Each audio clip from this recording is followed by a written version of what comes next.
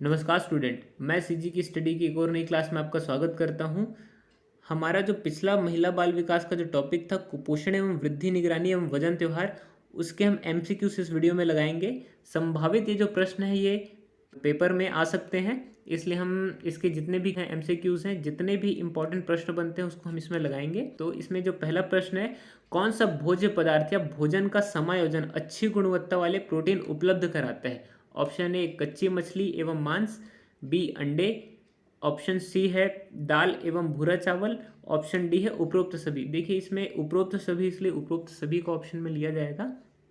अगला जो प्रश्न है, अपोषणीय पदार्थ जो भोज्य पदार्थों में उद्देश्यपूर्ण ढंग से मिलाए जाते हैं। देखिए ये प्रश्न को मैं बताने से पहले आपको ये बता देता हूँ कि कुछ कुछ जो है मेन वीडियो में अगर नहीं बताया जाता है वो एमसीक्यूज वाले प्रश्न में डिटेल से बता दिया जाता है। तो आप अगर इसको भी स्किप करके देखेंगे तो इसमें बहुत सारे प्रश्न आपको समझ में नहीं आएंगे, क्योंकि जो जो टॉपिक को अगर उसमें इंक्लूड नहीं किया जाता है तो उसको एमसीक्यूज में डिटेल से बता दिया जाता है। मल्टीपल जो चॉइस क्वेश्चन है इसको आप स्किप करके ना देखें तो इसमें आपको और अच्छे से समझ में आएगा।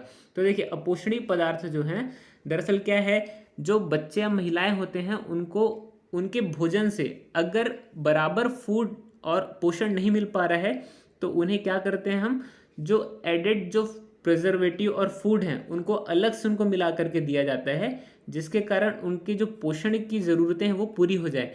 आपने टीवी एडवर्टीजमेंट में भी देखा होगा, अगर कोई फूड प्रोडक्ट है उसको पोषण के लिए अगर बताया जा रहा है तो उसमें हमेशा ये वर्ड उपयोग हुआ कि added preservative and added food.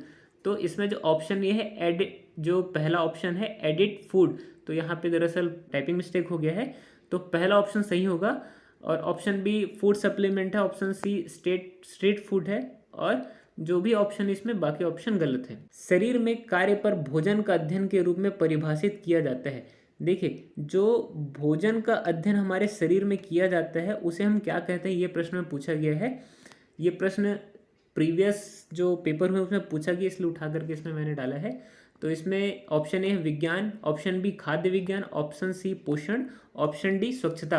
देखिए यहाँ पे ऑप्शन डी पोषण आएगा, दरअसल खाद्य विज्ञान कई लोग इसमें ले लेंगे, तो खाद्य विज्ञान इसमें नहीं है क्योंकि खाद्य विज्ञान एक अलग शाखा है जिसमें हम खाद्य के बारे में पढ़ाई करते हैं। तो इसमें शरीर के बारे में पूछा गया तो पोषण जो है वो ऑप्शन सी एकदम सही होगा। आगे जो प्रश्न है, बच्चों के शरीर के विकास में सबसे महत्वपूर्ण कारक क्या है? तो हम पोषण के बारे में ही पढ़ रहे हैं तो इसमें जो ऑप्शन सी है वो पोषण ही आएगा। निद्रा, आराम, स्वच्छता, ये सारी चीजें हैं, लेकिन अभी हम विकास के बारे में पढ़ रहे हैं तो पोषण ही आएगा। पोषण जो रहेगा ऑप्शन सी एकदम सही है। अगला प्रश्न देखते हैं, पोषक तत्व का अधिकांश अवशोषण कहाँ होता है? तो इसमें देखिए पोषक तत्व का अधिकांश अवशोषण कहाँ होता है, वो होता है छोटी आंत में, जिसको हम लोग स्मॉल इंटेस्टाइन बोलते हैं। इसमें इंग्लिश में भी कुछ कुछ वर्ड आपको बताते होंगे, स्मॉल इंटेस्टाइन बोलते हैं। तो इसमें ऑप्शन ए है मुंह। तो देखिए मुंह में क्या होता है, भोजन का छोटे छोटे हिस्सों में तोड़ा जाता है दांत और जीभ के द्वारा। अगला है अमाशय। अमाशय में क्या है, उसमें बहुत सारे एंजाइम मिलाए जाते हैं। छोटी आंत में सर्वाधिक पाचन होता है, भोजन का अवशोषण होता है, क्योंकि उसमें जो छोटी छोटी माइक्रोविलाई बोलते हैं लाइक संरचना होती है, तो उसमें जो भोजन का अवशोषण सर्वाधिक होता है। ऑप्शन डी बड़ी आंत। देखिए ये इससे भी एक प्रश्न बनता है कि सर्वाधिक पानी का अवशोषण हमारे शरीर में कहाँ होता है? तो सर्वाधिक पानी का अवशोषण जो है बड़ी आंत में होता है सामान्यतः। इसको भी आप याद रखेंगे, बहुत ही महत्वपूर्ण प्रश्न इससे बनता है कि हमारे शरीर में पानी का सर्वाधिक अवशोषण भोजन से कहाँ होता है, तो वो बड़ी आंत आएगा। अगला जो प्रश्न है उसको देखेंगे, पोषण क्या है? अगला प्रश्न है, देखिए इसमें जो है लगभग सारे ऑप्शन सही हैं, लेकिन सर्वाधिक जो ऑप्शन है वो ऑप्शन डी सही है। इसको आप पढ़ेंगे तो थोड़ा समझ में आएगा आपको कि किस प्रकार से ऑप्शन डी सही है। अगर उपरोक्त सभी होता तो उपरोक्त सभी दिया जाता है, लेकिन यहाँ पे ऑप्शन डी सबसे ज़्यादा सही है। अगला जो प्रश्न उसको हम देखेंगे, देखिए पोषक तत्व का धारण सर्वाधिक जो होता है वो किस अवस्था में होता है? दरअसल यहाँ पर टाइपिंग मिस्टेक हो गया है। पोषण तत्वों का जो धारण है वो सर्वाधिक किस अवस्था में होता है? तो देखिए पहला जो ऑप्शन है दबाव द्वारा पकाने में, ऑप्शन बी है भुनने में, ऑप्शन सी उबले हुए में, और ऑप्शन डी है तलने में। तो इसमें जो ऑप्शन सी है वो एकदम सही है, उबले हुए खाने में सर्वाधिक पोषण जो है मौजूद होता है। देखिए दबाव में पकाने में या भुनने में या तलने में, इसमें ऐसा होता है कि जो प्रोटीन का जो स्ट्रक्चर है वो बदल जाता है। तो सामान्यतः उबले हुए खाने में सर्वाधिक जो प्रोटीन का स्ट्रक्चर उतना खराब नहीं होता और सर्वाधिक जो धारण करने की क्षमता होती है पोषक तत्वों की उबले हुए खाने में होती है। नॉर्मली जो डाइजेस्ट होता है वो उबले हुए खाने बहुत जल्दी होते हैं और जितने भी डाइटिशियन होते हैं वो उबले हुए खाने के लिए ज़्यादा सलाह देते हैं। अगला जो प्रश्न उसको देखेंगे, भोजन में गैर पोषणीय घटक कौन से हैं? तो भोजन में जो गैर पोषणीय घटक है वो रेसे, जलवर्ण और यौगिक ये सभी हैं। दरअसल ये हमारे शरीर को पोषण नहीं देते लेकिन पोषण में मदद ज़रूर करते हैं, लेकिन ये डायरेक्ट पोषण नहीं देते। रेसे, जलवर्ण, यौगिक ये सारी चीज़ें क्या है, भोजन में अपोषणीय घटक है। आगे देखेंगे, भोजन शरीर में कौन सा कार्य करता है? देखिए, जो भोजन हमारे शरीर में प्रत्येक अंग को क्रिया करने के लिए शक्ति भी देता है, जो हमारे शरीर है उसका पुनर्निर्माण में भी कार्य करता है, जो हमारे शरीर है उसको रक्षात्मक शक्ति भी प्रदान करता है। तो ऑप्शन डी है वो एकदम सही होगा कि ऑप्शन डी ये सारे कार्य करता है। जो भोजन हमारे शरीर में जो कार्य करता है, भोजन ऊर्जा भी प्रदान करता है, सारी चीज़ें प्रदान करता है। अगला जो प्रश्न उसको हम देखेंगे, 5 खाद्य पदार्थ समूह पद्धति क्या है? देखिए, शुरू में ही मैं जब पिछले वीडियो में आपको बता रहा था तो हमारे शरीर में जो सर्वाधिक इम्पॉर्टेंट महत्वपूर्ण जो पोषक पदार्थ है वो प्रोटीन, वसा, ऊर्जा, विटामिन और खनिज लवण है। तो इसको हम पंच खाद्य समूह पद्धति में रखते हैं। इतना बिल्कुल आपको ध्यान रहना चाहिए। इसलिए मैं बोल रहा हूँ कि अगर आप MCQs लगा रहे हैं तो प्रीवियस वीडियो बिल्कुल जा करके देख लें, क्योंकि जितने भी उसमें टॉपिक हैं वो अगर आप पहले देख चुके हैं तो MCQs आपसे आसानी से बन जाएंगे। आगे जो प्रश्न उसको हम देखेंगे, जो पोषण की जो स्थिति का वर्गीकरण है उसे किस रूप में किया जाता है? तो इसमें ऑप्शन है अच्छी और बुरी, ऑप्शन बी है कुपोषित और अतिपोषित, ऑप्शन सी है अपर्याप्त और अतिपोषण, ऑप्शन डी है अनुकूल और अल्पतम।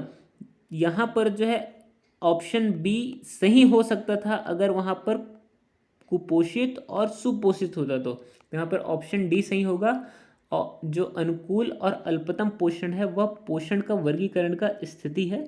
इसमें आप इंग्लिश वाला भी ले सकते हैं, तो आप खासकर इंग्लिश वाले पोर्शन को भी थोड़ा सा ध्यान दें अगर व्यापम में प्रश्न पूछा जाता है। तो अगला प्रश्न हम देखते हैं। अगला प्रश्न है, भारत पर निम्नलिखित जो पोषक पदार्थ की कमी संबंधी पर विचार का उच्च बोध है। दरअसल यहाँ पर प्रिंटिंग मिस्टेक हो गया है, मैंने गलत टाइप कर दिया है। भारत में जो विभिन्न रोग होते हैं वो निम्नलिखित में से कौन से हैं? तो जो विभिन्न रोग है वो घेंघा रोग भी है, रतौंधी भी है, खून की कमी, उपरोक्त सभी। तो इसमें जो ऑप्शन डी है वो सही आएगा। जो भारत में ये सारे जो रोग हैं वो अपना पैर पसारे हुए हैं, जिसके लिए विभिन्न पोषण के कार्यक्रम चलाए जा रहे हैं। अगला जो प्रश्न है, निम्नलिखित में से कौन सा बच्चों में PIM का कारण है? ऑप्शन ए मातृ कुपोषण, ऑप्शन बी गरीबी, ऑप्शन सी यह आहार और प्रोटीन के उच्चतम पर्याप्त स्रोत की कमी का परिणाम है, ऑप्शन डी गलत स्तनपान।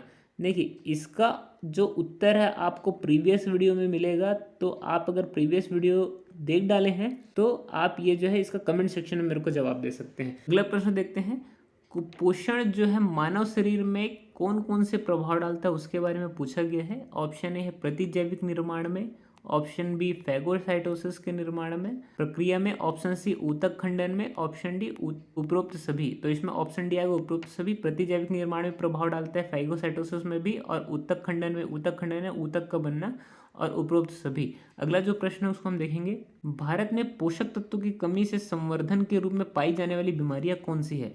तो देखिए, इसमें हम प्रोटीन के बारे में पढ़ रहे हैं, तो ऊर्जा, प्रोटीन, कुपोषण ही संवर्धन के रूप में जो पाई जाने वाली बीमारी है वही है। कैल्शियम की कमी नहीं है, फास्फोरस की कमी नहीं, विटामिन सी की कमी नहीं है। अगला जो प्रश्न उसको हम ध्यान देंगे। अगला जो प्रश्न है, भोजन एवं प्रोटीन और कैलोरी की कमी के कारण होता है घेंघा रोग, बेरीबेरी, स्कर्विया, मरासमस। तो देखिए, मरासमस जो रोग है वो कि प्रोटीन की कमी के कारण होता है, स्कर्विया जो होता है विटामिन सी की कमी के कारण, बेरीबेरी रोग, घेंघा रोग ये विटामिन की कमी के कारण होता है। तो इसमें मरासमस रोग जो है प्रोटीन की कमी के कारण होता है। अगला जो प्रश्न है, उच्च प्रोटीन आहार दिया जाता है। तो देखिए, उच्च प्रोटीन आहार कुपोषित बच्चों को दिया जाता है, तो इसमें ऑप्शन बी जो है कुपोषण में।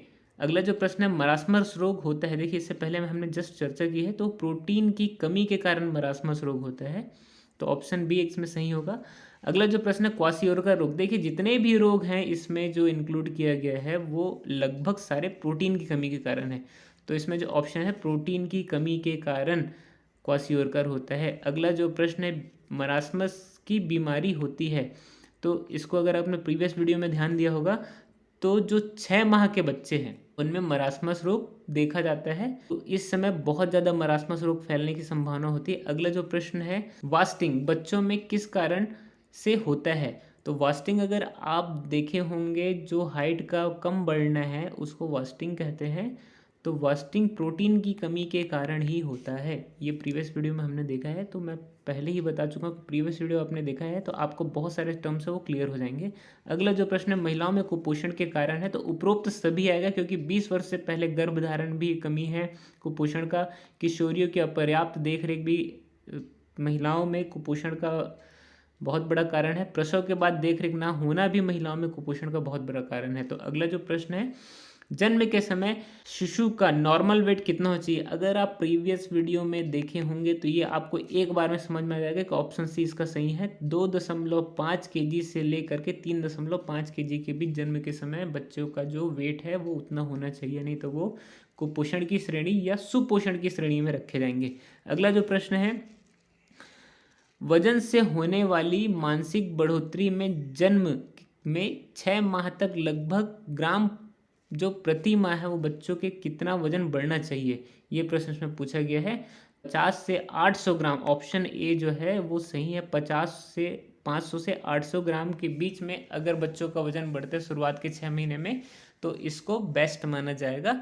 अगला जो प्रश्न है, MUAC, दरअसल ये यहाँ पे थोड़ा सा टाइपिंग मिस्टेक हो गया है। तो ये जो है MUAC में टेप में लाल रंग का लेवल क्या बतलाता है? देखिए, ये मैंने पिछली वीडियो में इंक्लूड नहीं किया था तो ये मेरे से गलती से छूट गया था। तो ऐसी गलती आप नहीं करेंगे कि आपसे कोई भी प्रश्न ना बने, तो इसलिए मैं आपको कहता हूँ कि जो लाल रंग का सब्सक्राइब बटन जो नीचे आ रहा है उसको आप दबा दीजिए, जिससे आपसे प्रश्न बनने में कोई गलती नहीं होगी। हम आपकी पूरी तरीके से मदद करेंगे प्रश्न का उत्तर बनाने में। MUAC देखिए MUAC जो टेप है इसके बारे में हम आपको डिटेल से बताते हैं। वृद्धि निगरानी का जो मानक है वो एक टेप होता है जिसे हम बोलते हैं MUAC टेप, जिसका फुल फॉर्म है mid upper arm circle rate. बच्चों को कुपोषण का जो नाप है वो इस टेप के माध्यम से लिया जाता है। इस तरह का जो टेप होता है वो किसी भी बच्चे जो कुपोषण या सुपोषण से संबंधित है तो उन बच्चे को जो बाईं भुजा है, सीधी भुजा या राइट हैंड, उसका जो कोहनी होता है, कोहनी से लेकर कंधे के बीच, यानी जो एल्बो होता है, एल्बो से कंधे के बीच में उस टेप को बांध करके गोलाई में उसमें नाप लिया जाता है। तो जो टेप होता है उसमें जो विभिन्न प्रकार की पट्टियां होती है, जैसे हरी पट्टी, पीली पट्टी, लाल या नारंगी कलर की पट्टी, जिससे ये पता चलता है कि बच्चा कुपोषण का शिकार है या सुपोषण का या फिर अल्प पोषण का या स्वस्थ है। तो सामान्यतः ये जो टेप है वो 6 महीने से लेकर के 49 महीने तक की उम्र के बच्चों के लिए प्रभावी है। देखिए 49 महीने कहने का मतलब लगभग 5 साल, ठीक है। तो 5 साल के बच्चों के लिए ये प्रभावकारी है।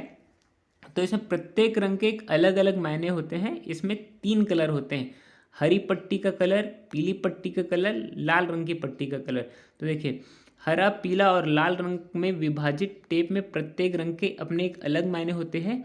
कुपोषण 3 चरणों में वेट, हाइट और टेप से नापा जाता है। जो ये टेप है उसमें लाल रंग अति कुपोषण यानी खतरे का लेवल होता है। तो देखिए हरी पट्टी जो है सामान्य है, पीली पट्टी जो है कम वजन के मध्यम कुपोषित बच्चों को रखा जाता है और लाल रंग की पट्टी में अत्यधिक कम वजन वाले गंभीर कुपोषित बच्चों को रखा जाता है। तो इस प्रश्न का उत्तर क्या होगा?